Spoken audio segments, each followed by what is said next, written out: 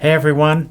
Yesterday we looked at the importance of food in early America and how a single food like corn could be so polarizing. One point I want to highlight as a way of connecting that to our upcoming cookbook analysis on Thursday is how much cookbooks, early American cookbooks, contributed to creating and maintaining national identity as much as corn did for individual identity. 2 points for today's overview. The first one is to highlight a couple things from the readings for today, and two, in the process of doing that, connect the next few days over the course. The readings for each day are distinct as always, but meant to build on each other a little bit more deliberately than normal, culminating in your cookbook analysis assignment due Thursday/Friday morning.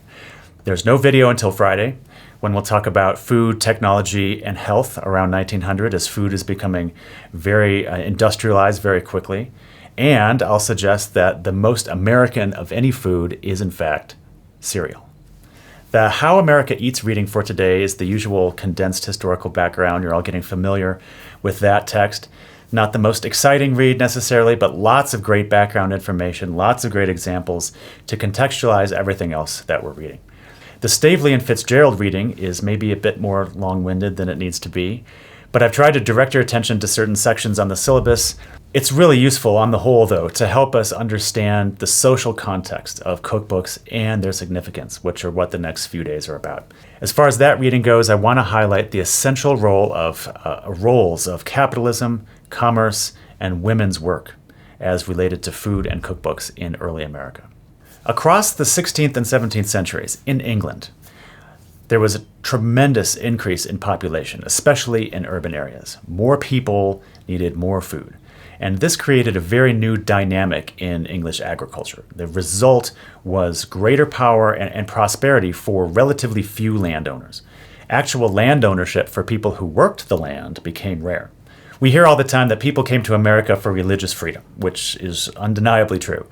But they were also coming for a freedom from a nascent capitalist system in which people thought they were going to be trapped in economic servitude, working for whatever little money their landlord would allow them to keep.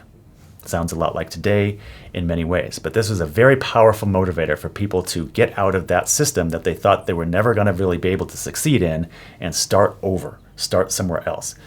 John Smith, around 1600, some of you have heard of this guy, English explorer who helped found Jamestown, one of the earliest colonies.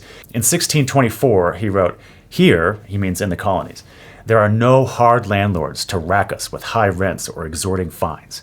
Here, every man," notice the men here, women are not part of this, "every man may be master of his own labor and land, and by industry grow rich." Perfect statement of the American dream. He assumes a level of equality that didn't exist at the time. We still don't have that level of equality, but you can't find a clearer expression of what motivated settler colonials to boat across the ocean. Again, just men, in that quote, being free, working the land, and so on. But it's women's labor, it's women's work that's the topic for today and how essential it was in early American economic success. Okay, yay for freedom, especially religious freedom. We love that here. But Puritan sermons from the time show how the same people who were resettling New England, of course they're stealing this land from people who already settled it, but these settler colonials were more or less aiming to reproduce the same capitalist agricultural change that they were fleeing. The same, except they would be the landowners, and now they could accumulate capital and have even more freedom, right? At least for them. Ultimately, in New England, there emerged a kind of middling independence. Most everyone found neither great wealth nor great poverty. And this is a tremendous economic success when you have this sort of everyone's doing okay kind of model. And this economic success was crucial for nation building. However, when we talk about participation in capitalist markets, landowners, industrialization, capitalism, we're almost always talking exclusively about men. As capitalism took root, cash became a mediator for goods and services, but largely between men. Most women are slaving at home doing all the domestic chores, raising kids, all this tremendous amount of unpaid labor. We have to recognize then that women and their invisible work were essential to family success and therefore the economic growth of the entire country. Without women expertly managing households, Upward mobility, social economic mobility, would have been basically impossible because most everyone in early capitalism is making subsistence wages. And we see this very much in early cookbooks as well. In fact, this is one major reason we have cookbooks in the first place, to encourage more of that economic success in managing a household successfully and contributing to social and economic freedom. If we look back to 1700s England, we can find a few genres of writing that eventually get sort of fused together that help create the kind of cookbook we'll be looking at for Thursday's assignment. On one hand, we have, well, there's three hands here, so let's just not count hands. First, we have books on husbandry, which is animal raising, and estate management. So how do you manage your forests? How do you manage different resources that are on your vast land? Almost all written by men for other wealthy men. Two, we have household books on how to run a household, being in charge of food, what work needs to be done, something about child rearing in there. There's a lot of different kinds of things in terms of managing a household. Both men and women are writing these. And lastly, we have hobbyist collections by women, for other women, collecting recipes, sharing recipes, kind of an upper class hobby. It's very similar to now, to how people collect cookbooks in some ways. We have recipe collections going back all the way to the early 1500s, so a very long history of collecting these recipes and sharing them. Over the 1700s, the English cookbook starts to become a mishmash of these three distinct genres. Significantly, it was becoming largely the domain of women. Not entirely, but disproportionately so, and that trend would sort of continue, and we'll see that in the American case as well. Women were writing for an audience of other women, learning through print. And the idea of learning through print here is very significant for a couple of reasons.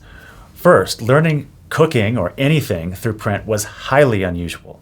Learning cooking, like any craft or skill, was largely done through the apprenticeship model. You went and you learned formally or informally with someone who was already good at that skill or craft. You imitated them, they taught you the tricks of the trade, and you went on and did it on your own. Women writing these books on cooking and estate management and household management were very much in tune with the middle class audience they were writing for, people who were not going to be in the apprenticeship model. They didn't need to go out and work and sort of make their own way in the world, but they did want to learn new things. They could learn new things. They could buy books and learn from them. Secondly, women were participating in commerce. Publishing is a highly competitive business, as you're all well aware. Now we have women putting their skill and experience and voices out in the world. Women often had to write anonymously to avoid criticism from men who felt like women had no place in commerce and industry, no place in expressing their opinion. They had to do the silent, invisible work at home, and that was it. But women were able now, finally, to have a voice through these cookbooks. By the time we get to around 1800s America, early American cookbooks are a fusion of these three genres as well: household management, collections of recipes, and to some extent estate management, although that stuff largely is not relevant to the much smaller holdings of land that we're talking about here. You'll notice when you look at cookbooks for Thursday how much space is dedicated not to cooking, but how to clean stuff, how to manage seasonality, how to make preserves to get through winter, how to produce medicines for headache or stomachache or toothache, how to treat injuries. Food is there. I mean, they're called cookbooks, but it's one of many things going on. In addition to all the estate management stuff, cookbooks in the 1800s are only partially about cooking. They're about forging a common heritage, a distinctly American one, through food. To some extent, they seem to erase the real American history of conquest and brutality. And it should remind you a lot of the Thanksgiving readings we did a few days ago. But these cookbooks were very explicitly designed to facilitate family independence through frugality and discipline and moral virtue, quintessential American values at the time. These are being facilitated through cookbooks by women. Significantly, as they had started to do in England, American women through cookbooks are able to participate in commerce and business, and therefore give them an entry into capitalism, which I mentioned a second ago was almost exclusively men except for things like cookbooks. They could make a contribution to public discourse and knowledge production that they were largely excluded from otherwise. It was their own unique space, in a way, where they're not competing against men, because most of the authors of these cookbooks were, by and large, women. They have their own domain of expertise, and it becomes public. Cookbook writers saw their work as important, not just for a potential reader or a potential household, but the future of America. We read an article on Thursday that gives us a lot more on this point. It talks a lot about how the history of the early apple pie recipe shows us how it was very deliberately made to be American, when at the time it was equally English, Canadian, and American, and they gradually become distinct. So cookbooks were central to making American identity and differentiating individuals from other cultures and other cuisines. We get a lot of this sentiment in the How America Eats chapter for Wednesdays, talking about expansion and immigration, all these different food ways, and people are sort of using food to differentiate themselves, just as we saw with the corn example. But now it's across the country, throughout westward expansion, and trying to deal with this huge range of culinary influences. And in the early Republic, as we'll read about, a mania for all things American, and a way of differentiating American from other people led to a greater embrace of American ingredients and the naming and, in fact, renaming of many recipes to honor American statesmen or places of origin. So we see things like Washington cake and Madison Whims and Jackson Jumbles, and election cakes were in basically every cookbook you could find, ways of establishing unique American identity. Just a quick word about your cookbook analysis assignment for Thursday. It's a bit longer than the standard reading reflection. It's about 800 words, so it's actually about double, if I'm being honest. But I want to make sure you're aware of it if you want to get started on it a little early. It doesn't really take a whole lot of extra time, actually, but it is a little bit more involved than just responding to the readings. I think the assignment instructions, the guidelines page, are clear, so I won't bother going over them in detail now.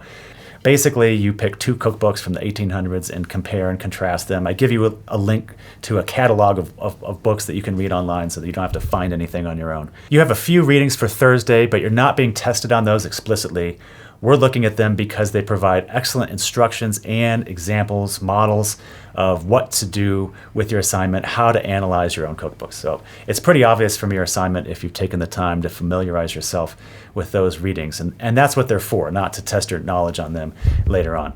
The biggest point to keep in mind for the cookbook assignment, you need to read between the lines, so to speak, to answer questions that are not directly related to cooking, but reveal their historical circumstances. You can look at obvious stuff like ingredients and what's presumed to be available or stuff that's not mentioned. That's all important to note for sure. What's even more interesting, though, is how cookbooks tell us so much about gender roles, about issues of class and ethnicity and race, and how they do and don't appear in these books.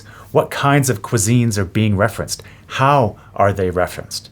How are they Americanized or not? How are they trying to be authentic? Even topics such as politics and religion and worldviews get expressed in these cookbooks if you're looking for it. Sometimes they're embedded in what appears to be a very simple and trivial recipe, but when you think about what's there and what's not there and you read in between the lines, these cookbooks are incredible. So cookbooks are a way of understanding identity, both individual identities of the author, identity of the socioeconomic class of expected readers, and they're also an incredible source for understanding cultural values in a particular place and particular time. And this is just as true now as it was in the 1800s, although we have a lot more cookbooks to sort through now. It's a huge industry, as you know, so it's hard to analyze them sort of in broad strokes as we can for the 1800s because there's less. But it's very striking how little you learn about cooking in these early cookbooks. You see instructions like, put the meat in the fire and cook until it's done. Okay, thanks. But as historical documents, these things are just incredible sources. As witnesses and as documentation to cultural values, they are amazing. I hope you have fun with the cookbook analysis. Please look at the guidelines early on. Keep it in mind as you're doing the readings for the next few days. Everything will kind of make more sense and come together when you're doing your assignment on Thursday. See you on Friday.